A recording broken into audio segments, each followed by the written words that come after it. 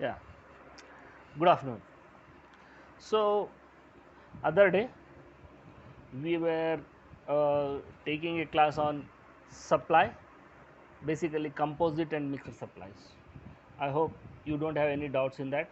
Okay, and today we are taking the next topic, that is uh, what it is. It is levy and collection of tax, that is composition levy. Okay, partially we will take about the composition levy first in a brief outline how this levy happens. Okay, at the interstate level, interstate and those things, and then we will be speaking a little bit about cascading effect, how it happens, and then we will be speaking little bit about how this ITC is being mixed with this. Basically, we have got a separate unit on ITC in the unit third. Okay, that we will see in depth there, but briefly we will see this much and conclude for the today's class. Okay, so before that we will open the slide for the one that we have done for today. Um,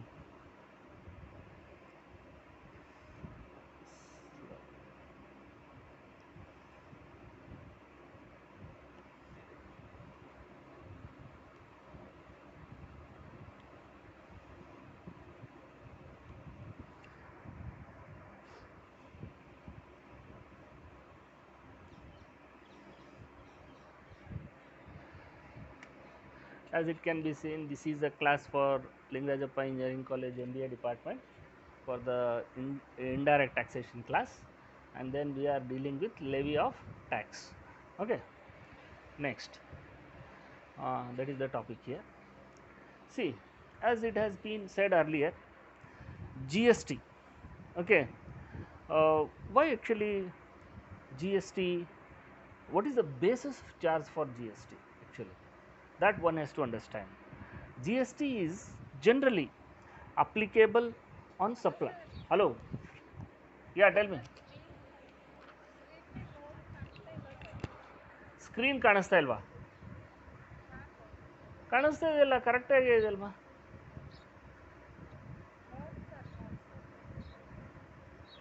slide ಕಾಣಿಸ್ತಾ ಇಲ್ವಾ?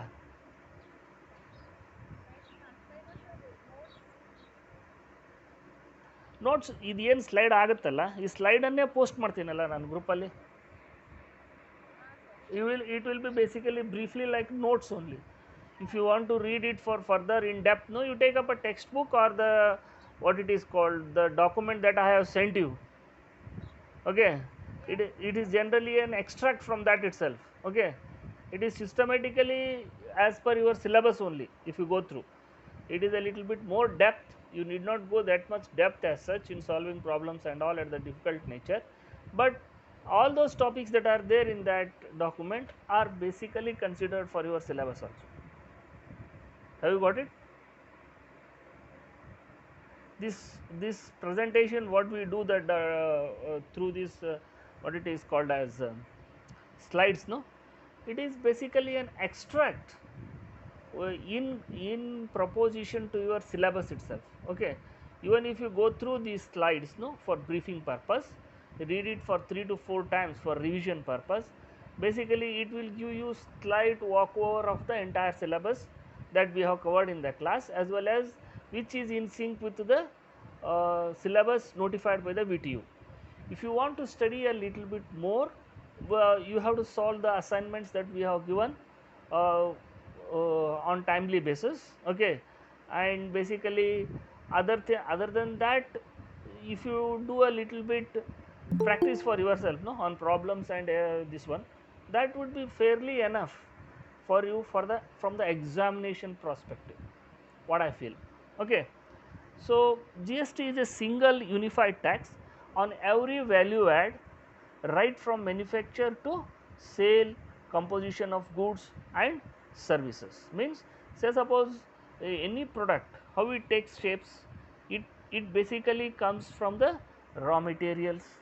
Raw materials go to the factory, that is manufacturer, and the manufacturer will work on the those raw materials and convert into a product or an finished products, you say, then he tries to market it through the stockist. He will build the product and then put it on the stockist line. From stockists it go to the dealers, from dealers it goes to the retailers, from retailers it will go to the home consumers. Okay. In the meantime, basically at every stage there will be an uh, addition of cost to the product. Okay. So earlier taxing system was like this, that there were taxes on manufacture called as excise separately. Then if the goods is transported from one state to another, that CST, sales tax, was constituted separately on it. And then there is an intrastate. If you are basically transporting the product which is manufactured in the same this one state, and then basically you are moving it from one place to the consumer's place for sales purpose, that is called as VAT tax, that is value added tax. And then from there to the service tax for providing the showrooms and then basically putting a shelf and then moving it to the place of the consumption level, that is been basically called as the service tax. Then later all these things were taxed separately at each point on the basically entrepreneur or whosoever taking up that task. But in this GST all these are subsumed into one, and it is called as GST. Okay. This had made the life of a business person, those who are taking up a business in India, it is made what it is called easy business process. Okay. For that purpose this has come into being. So when you look into this one, what happens is GST generally applicable for supply of goods of service, because as we have seen the point of supply is a taxable event in the GST. The concept of supply has been discussed earlier in the earlier class with regards to both what it is called as um, mixed and composite supplies, as well as how actually supply happens, how the taxable person event, all those things have been told to you. Okay. As we have seen, there are different types of supplies which are associated with this event. Okay. Like some supplies are interstate supplies, some supplies are intrastate supplies, some supplies are intrastate supplies basically which are associated with the union territories. Basically these are the composition of the nature of the supplies that will happen practically on the ground. So first we will see how actually these things happen, as basically seen in this what it is called as slide that I have put it on you on the paper now. It says there are different types of supplies on it, and basically it has got a few example how actually this interstate supply happens. Okay.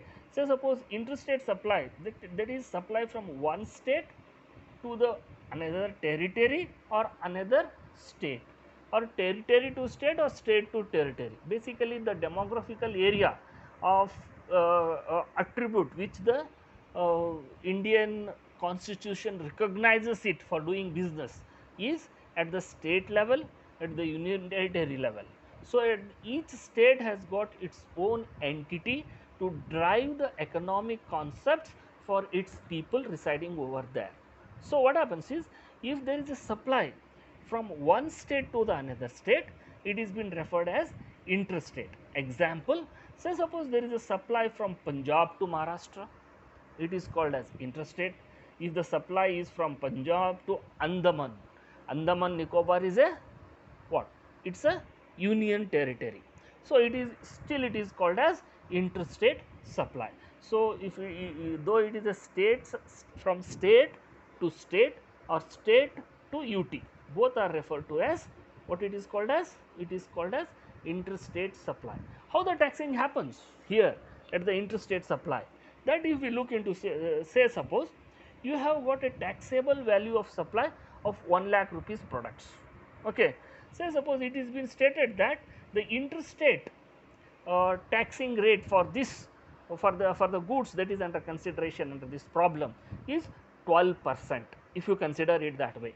So what happens is, say suppose since the goods is moving from state to state, here the entire IGST rules will be applied, which is for about 12%. So what is the amount of 12%? How the invoice of the interstate supply happens? 1 lakh product, on that 12% is 12,000.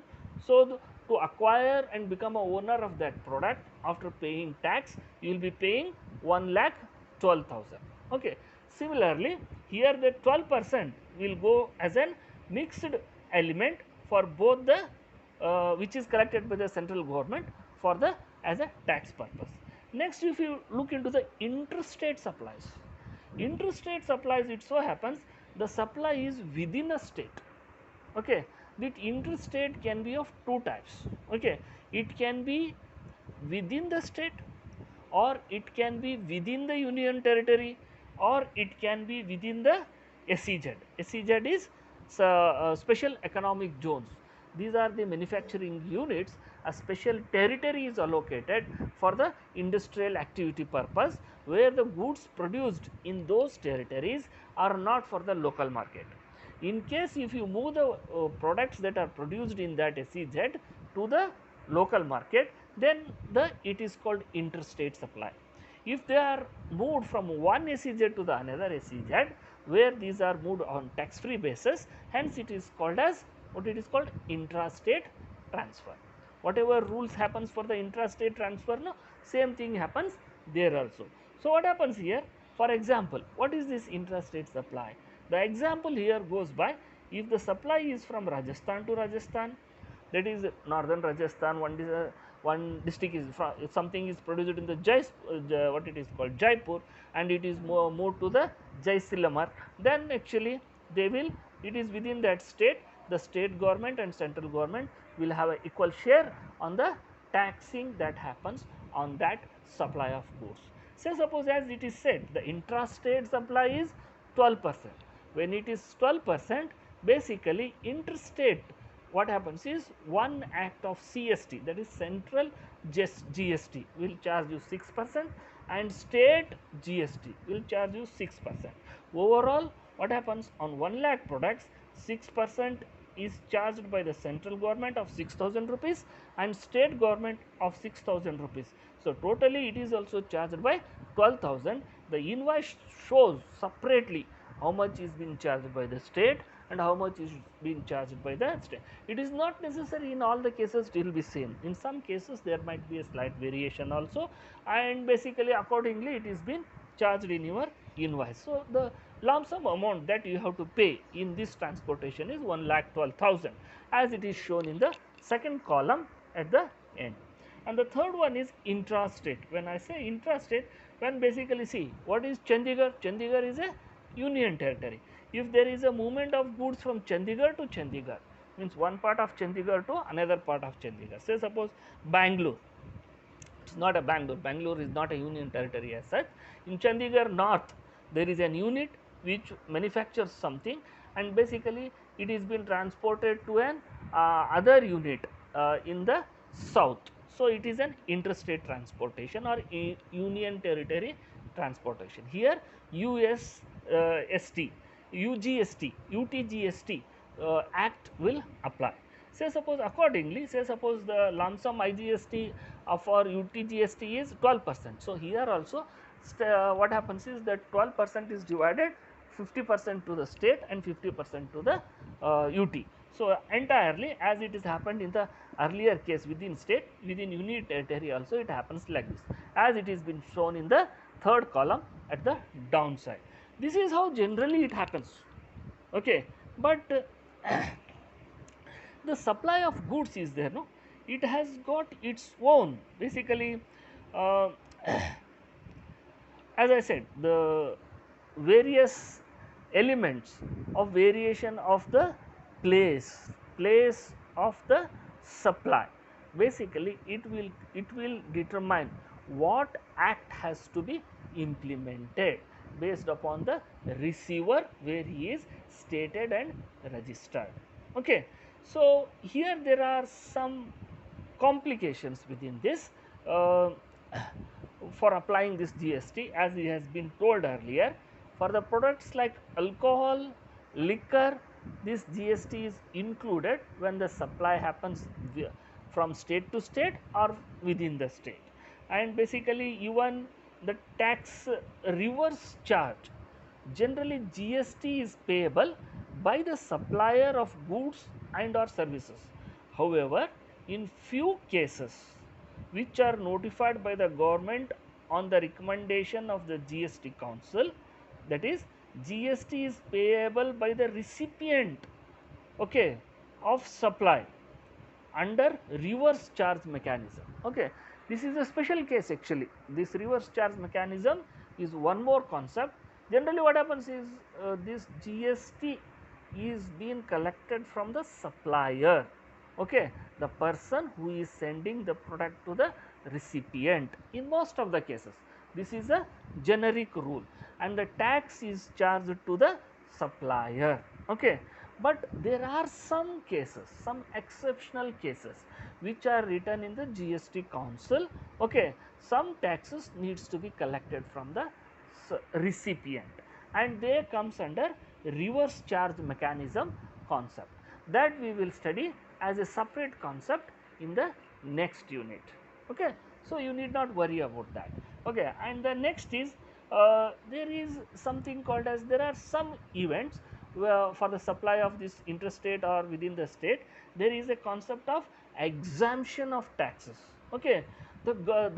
This exemption, no, government has a power to grant exemption by issue of a notification on recommendation of GST Council.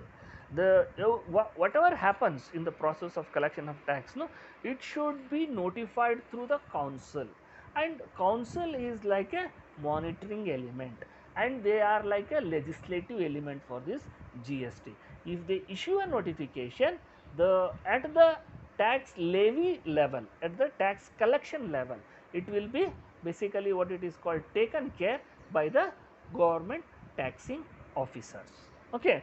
So full exemption or partial exemption on GST may be a subject to certain conditions specified in a relevant notification. These exemptions are there, no, it is a special case of the what it is called of implementing the tax, that we will be looking separately in the 4th unit, okay. But while studying the concept from a higher level, you should know what actually the complications will come into this. So next, going to the this is how this taxing happens. Under this taxing also there is one more thing, how GST is levied in case of the intrastate. Intrastate, as I said earlier, it will happen like that. Interstate is between the state, okay. Say suppose these goods are there, no, these goods are generally categorized into 5 schedules, okay, and there are slabs, okay, based upon these schedules, okay. When it is not the schedule that we have seen for the schedule 1, schedule 2, schedule 3 of GST categories, it is not that, it is for these are the slabs for rate of tax, okay. These slabs are, say suppose if a goods comes, it is just to find out how to find out the rate for the supply of different goods. If you want to make out that thing, no, then you have to see under which schedule that product is being placed, and accordingly the slab which is applicable to that schedule, no, it will be taxed according to that percentage. Basically the schedules are divided like this. Say suppose in schedule 1 the percentage is 5%, okay, and then basically this 5% when it is an intrastate, and basically if it is for CGST and SGST or UTGST, no, it is divided into 50%, that is 2.5% for the CGST, and basically same 2.5% for the UTGST. So this is how these two happens, but when it is together, it again comes to the 5% itself as a GST while calculating the invoice, as we have shown here. If it is a schedule 2, if the product is placed in the schedule 2, then the slab is being charged with 12%, okay. In the 12% IGST is 12%. On the contrary, if it is CGST and SGST, both together is 6%. Together the invoice is calculated as shown in the column 2. Similarly, if it is a schedule 3 product, okay, if the product is placed in the schedule 3, then it is 18%. The slab is 18%, whereas for the CGST and SGST it is again divided 50%, 50%, that is 9% and 9%, and it comes to the 18% together as a GST in your invoice. If it is in the schedule 4, these are basically categorized products, which actually we will be studying how to remember the what it is called as percentage for what category what product comes under what schedule. If it is schedule 4, it is 28% is charged, wherein IGST is charged overall 28%, whereas CGST 14%, SGST, UTGST 14%. Together it will also come to 18%, 28%. On the contrary, if you take for the schedule 5 products, these are some special products cash related, so it comes to the 3% tax on them. So, IGST is 3%, CGST is 1.5%, SGST is 1.5%, totally it will also come to the 3%. So, on the schedule 6, it is being charged only by 0.25%.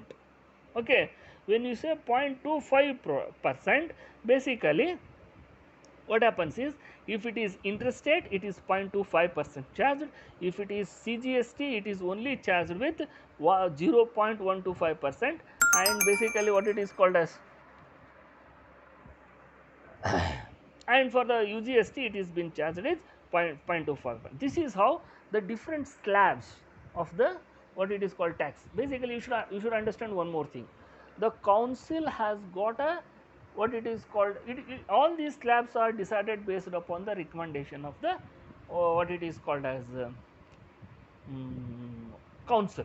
Okay, these rates are decided based upon the recommendation from the council, and in that there is one rule which is associated with it. The council also will not act abruptly to whatever percent it wants. Okay, there is an upper limit for it. The upper limit it can go for any schedule is only up to 40%, not more than that.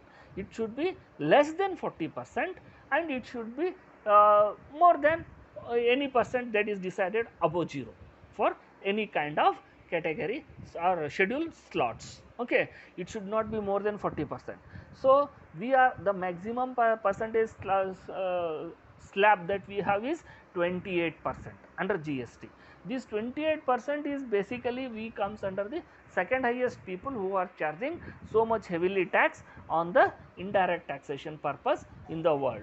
There is one more country which is taxing more than 28% also. We are not the first. Okay, 28% basically it is almost too much of taxing is there, but if you look into the direct taxing, those who have got the income more than 2 crores or 1 crores, no, they are charged with 30% taxation. Okay, that is also too much. Okay, so this is how the taxing happens under GST. Then going to this category slots, what products comes what and all, no, that we will see briefly in the next page. Okay, and then coming to the what it is called as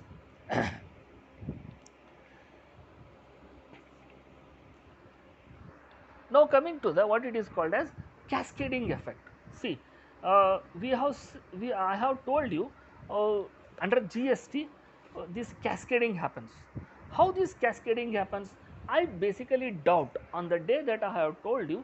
I have told you on the mouth itself. So, suppose now we will take a specific example how this cascading of indirect indirect taxation has basically what it is called the old correct indirect taxation has got this what it is called as multiple taxing levels, which actually accumulates the tax. We will see the difference under GST, how this cascading impact reduces the amount of tax that is charged on the manufacturing of goods is reduced, that we will see. Say suppose we will first take the example considering into the past way of taxing, and then we will apply into the present way of taxing, and then we will see how much difference is there in the taxes that comes due to this cascading effect, how the tax is reduced. Say suppose, say a shirt manufacturer, okay, you want if you are manufacturing a shirt, and basically you are manufacturing many shirts, okay, on that, say suppose you are manufacturing shirts, okay, wherein for that you are paying 100 rupees for the raw materials, okay. When you pay 100 rupees for the raw materials, and if you have 10% tax on it, so to acquire that raw material to produce a shirt, how much it will cost you? 100 on the cost plus 10% on the tax. Totally it will be 110 rupees you will be paying as per the invoice declaration, and you will get what it is called as you can see that one in the slide that I have written as a stage 1. At the stage 1, how much cost you are incurring? The person who is manufacturing will be paying something like around 110 rupees. At the second stage, some wholesaler will purchase those shirts in very lump sum, this one, and he tries to market it further to the retailer. When he basically takes that shirt by paying 110 rupees from the manufacturer, adds labels to it. When he is adding labels, he is adding some value to it by putting a proper packing material and basically other kind of costs he incurs for that. Therefore, his cost increases. Say suppose he adds a value by 40 rupees. So, by adding 40 rupees, how much he is basically now has to charge it, okay. So, 110 rupees he has already paid, okay. So, now on that he is incurring an extra cost of 40 rupees. So, the total cost for this wholesaler will be 150 rupees. On this 150 rupees, those whosoever are on the what it is called as business in this line of so what it is called as a textile or garments business, they are being taxed with 10% tax. So, for 150, the government is going to charge 10% tax if you supply those value added goods to the retailer, okay. So, what happens is 150 is 10% is 15 rupees. So, 150 plus 15, how much he has to pay? The next guy who is into business is 165 rupees. This is according to the old system, okay. Next, in the third stage, the retailer is there, no, he actually takes it by 165 rupees for that shirt. And then what the this guy wholesaler, because the taxability had passed on to him, he has to package the shirt, and then he does that, he is adding value. This time let us say the value added is 30 rupees by the next guy, that is retailer. How much he adds the value? He adds the value of 30 rupees. So, how much is the cost on him? He had already paid 165 rupees. His value addition is 30 rupees. So, totally how much it is? 195 rupees, and he is selling it to the final end producer, that is consumer. That is consumer is taking it for 10% from him. So, 195 plus 10% of it is 19.5 rupees. So, totally he has to pay is 214.5 rupees to acquire. Who will take this? Consumer will take. So, if you look into the table that is been given here from the first stage to the last stage, first stage how much it is? Raw material 100 rupees is there, 10 rupees tax is there. So, the total amount for the cost of the first guy manufacturer is 110 rupees, okay, for the raw material guy, and then for the manufacturer it is 165 rupees. How much tax he pays? He pays 15 rupees. And for the value added, that retailer, how much it is? It is 214.5 rupees he will be paying. So, how much tax he will be paying? 19.5. Okay. So, if you look into this 10% tax at each level when it is paid, what is the total amount of tax it is paid? If you look into the second row, it is 44.5 rupees. But what is the actual cost that had gone into this? First stage 100 rupees, next stage 150 rupees, third stage 195 rupees. So, the entire cost that has gone into this is 170 rupees. So for 170 rupees, the taxed amount is 44.5 rupees. What is the percentage then it is taxed overall into it? For 100 rupees, how much it is taxed? Can you calculate someone?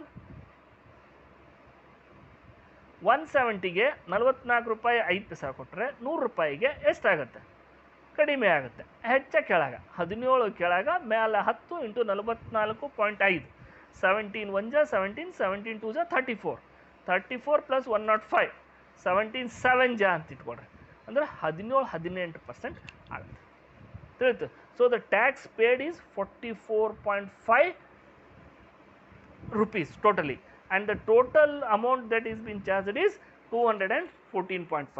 So suppose if it is being done the same thing, okay, if this under this GST, wherein we have introduced this cascading effect and ITC effect to reduce the tax, that we will see in this column. So suppose here what is happening in this GST system is, say you buy a raw material for 100 rupees, yes or no? On that 100 rupees there is 10% tax. So the total amount, the actual liability by the raw material guy is only 10 rupees. So the total amount is 110 rupees, yes or no? For this 110 rupees, when it comes to the manufacturing level, how much he adds value? He adds value of 40 rupees. Okay, that here what is happening is the taxing manipulations are separated from value addition into the product level cost. Okay, if you look into the earlier columns, what was happening? If it is 110 rupees at the raw material level, when a 40 rupees manufacturing this one is added, the cost is considered as 150 rupees here. But in the present GST system, it is not like that. The cost and taxing elements are not mixed at all.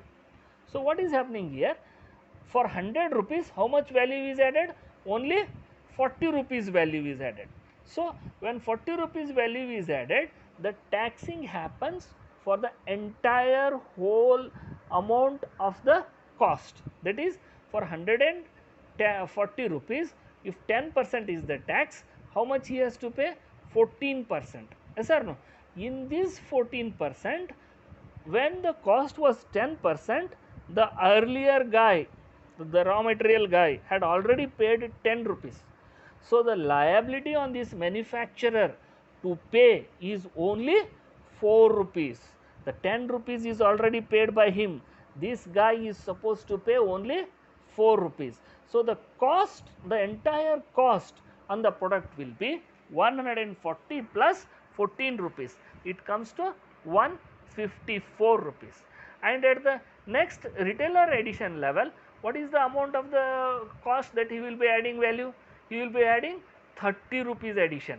Say suppose for 140, when you add 30 rupees addition, how much it will be? 170. For 170, what will be the tax? It is 17 rupees. Out of this 17 rupees, already first guy has paid 10 rupees. Second guy had paid 4 rupees. Third guy is now supposed to pay tax only to the extent of the value addition he has done to the product. He has done the value addition to the product is only 30 rupees. Out of for 30 rupees 10% tax means the tax liability at this level, the guy who is into business will be charged it only 3 rupees. So the total amount is equal to 187 rupees. So the consumer will get the product at what cost? He will get the product at 187 rupees only. If you look into the earlier case, how much he had paid? During our earlier system, when we had excise separately, VAT separately, CST separately was charged, no? At that time, the tax were independently charged at the independent entrepreneurs level, enterprise level. So the cost was 214.5 rupees. Okay, the total taxing amount was 44.5 rupees. But for the same condition of manufacturing, now the tax has reduced, the tax amount is reduced to only 17 rupees. Okay, and basically how much is the total value of the product? It's 187 rupees. The consumer can acquire that product at 187 rupees. This is the difference between the earlier taxing system and the GST system. This is how the taxing happens under GST. These processes of basically charging tax is there, no?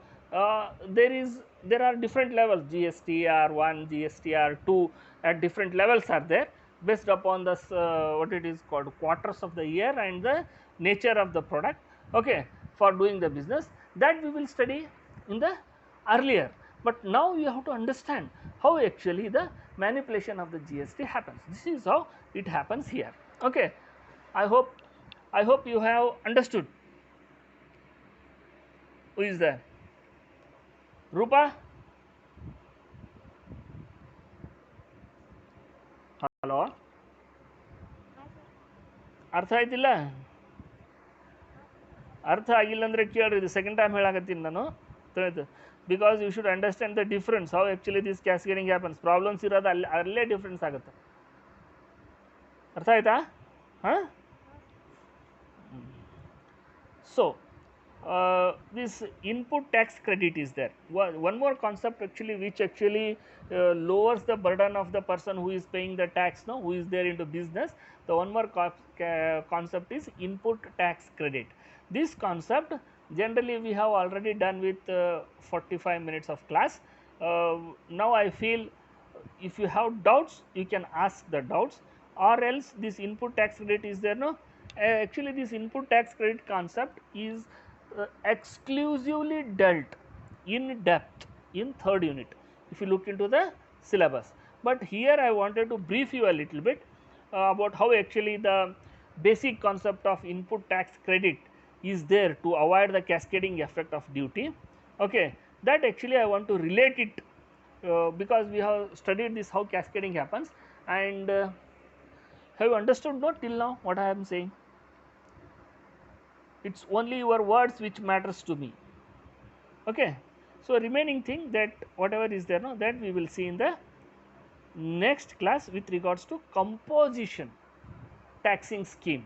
Okay, this is a separate scheme basically that is introduced by the central government under this GST. The objective of the scheme is to bring about simplicity and to reduce the compliance cost for the small taxpayers.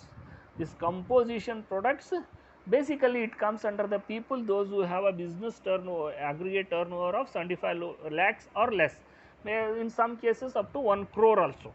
Okay, so if you are having this kind of business wherein your turnover doesn't basically go above 1, I think now it is raised to 1.5 crores. Okay, 1.5 crores aggregate income turnover or less, then these composition schemes come into the handy for them for paying the tax.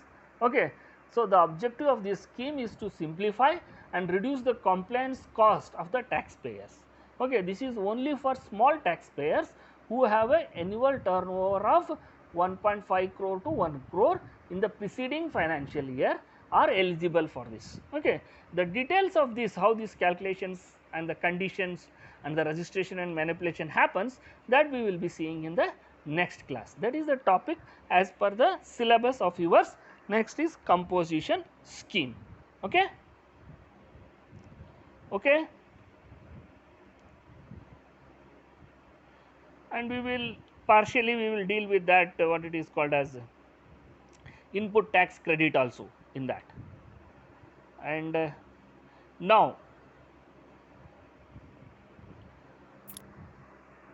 now I want you to answer here, do you have any doubts? Okay, this is very much necessary because he will ask. Sima, any doubts? Please do answer.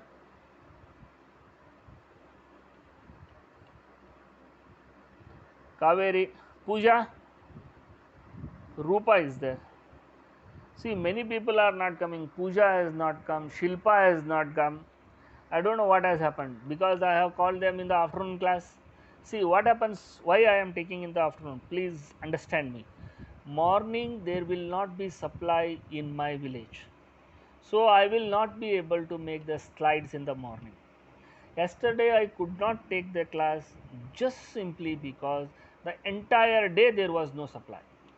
That's why I shifted it to the afternoon session. Today also same thing. We will get the supply by 12 o'clock or 12:30 by somewhere. So 1 hour basically I will be preparing for your class and then taking the class. That's why please bear to me. This schedule will change on weekly basis. 1 week morning supply will be there, 1 week afternoon supply will be there. Accordingly we will be switching the time. Okay. Thank you.